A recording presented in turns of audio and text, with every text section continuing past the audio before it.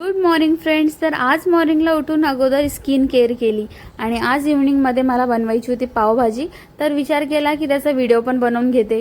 तर इव्हनिंगमध्ये गेले, ज्या भाज्या घरात नव्हते त्या सर्व घ्यायला आणि पाव बटर पण नव्हतं तर ते पण घ्यायला गेले. तिथून आली, पावभाजीसाठी तयारी केली, पूर्ण व्हिडिओ वगैरे पण घ्यायला स्टार्ट केला. मी भाज्या वगैरे बारीक बारीक कापून घेतल्या, शिजायला टाकल्या आणि जसं मी कांदा लसूण अद्रकची पेस्ट कढाईमध्ये टाकली तसंच माझ्या बहिणीचा फोन आला आणि जेव्हा मी तिच्याशी बोलायला लागली तर व्हिडिओ बाजूलाच राहिला.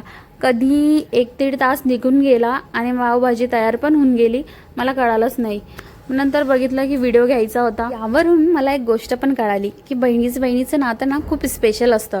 आपण काही विचार करत नाही जेव्हा आपण तिच्याशी बोलतो, आपल्या मनातल्या सगळ्या गोष्टी आपण तिच्या पुढे ठेवतो आणि ती पण तिच्या मनातल्या सगळ्या गोष्टी आपल्याला शेअर करते.